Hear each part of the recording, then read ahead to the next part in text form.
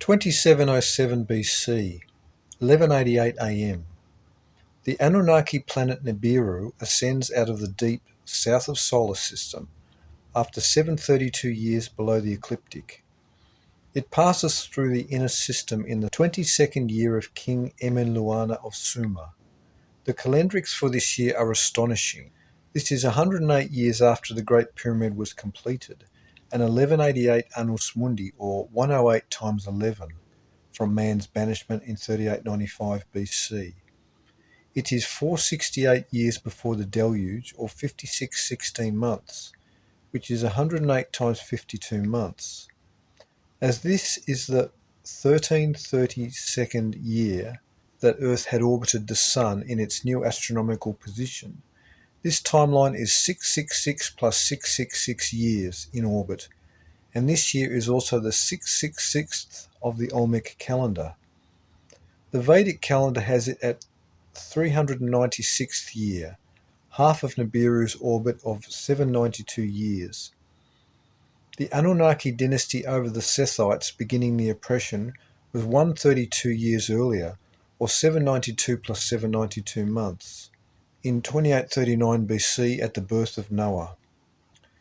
This year of 2707 BC was precisely a cursed Earth period of 414 years after the start of the Mayan Temple of the Cross calendar in 3121 BC. Nibiru begins its 60-year journey north of the ecliptic. 2699 BC, 1196 AM. This is the traditional beginning of Chinese civilization. Ancient Chinese calendar begins. It must be recalled that the Chinese recall that their own first dynasty began with the Dragon Kings Anunnaki. This year is 600 times 8 years before the Anunnaki are defeated at Armageddon in 2106 AD. As this is 460 years before the flood, it is exactly 5520 months. Historians have for a long time recognized the links between the ancient Maya and the Chinese. We find it here interesting that this calendrical start of China is the 414th year of the Mayan calendar, or a cursed Earth period. 2660 BC, 1235 AM.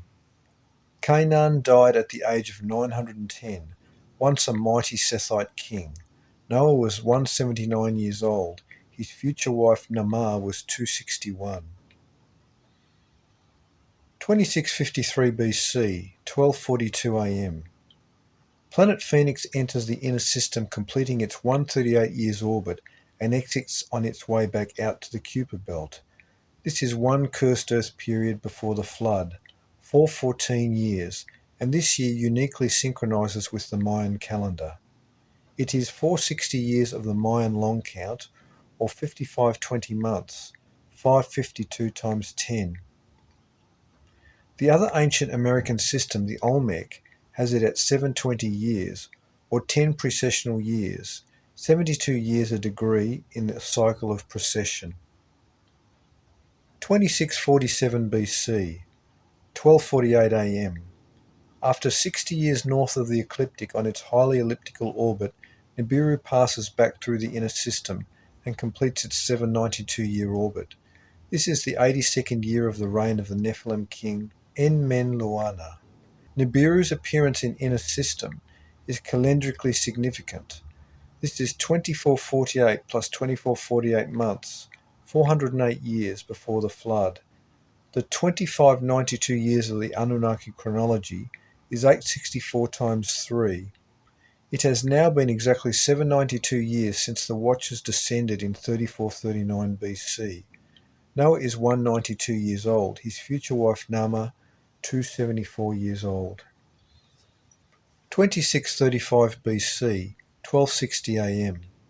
The ancient Earth-killer comet group passes through the inner system after 330 years below the ecliptic on its 396-year orbit.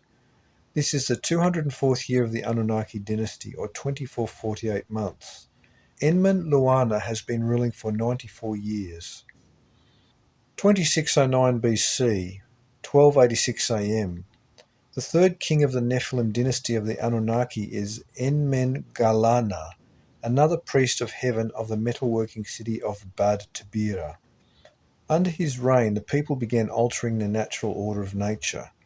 In this year, someone tunneled through the upper masonry of the Great Pyramid from the descendant passage into the ascendant passage system to survey stress fractures and damage caused by earthquakes. This tunnel is present today. Interestingly, this is 4714 years to the year 6000 AM, 2106 AD, and in the Annus Mundi year of 4714, 820 AD, the Arab Caliph of Baghdad, Al-Mamun, tunneled into the Great Pyramid and discovered the ascendant passages system. This is 504 of the Mayan calendar, or 6048 months, 864 times 7. As 230th year of Anunnaki dynasty, it was 2760 months, 552 times 5. This was the 300th year, 108,000 days, since the Anunnaki matriarch emerged to rule in 2909 BC. Noah is 230 years old. Enmengalana will reign for 28,800 shahs, evenings and mornings, or 80 years. Reign will end in 2529 BC. 2569 BC, 1326 AM. At the exact midpoint of the 80-year reign of the Nephilim king Enmengalana, the ancient Earth-killer comet group passes through the inner system, completing its 396-year orbit. The group spends 330 years below the ecliptic and 66 years above it. 2529 BC, 1366 AM. Fourth king of the Nephilim dynasty called Dumuzi begins to reign from the metal worker city of Bad Tabira.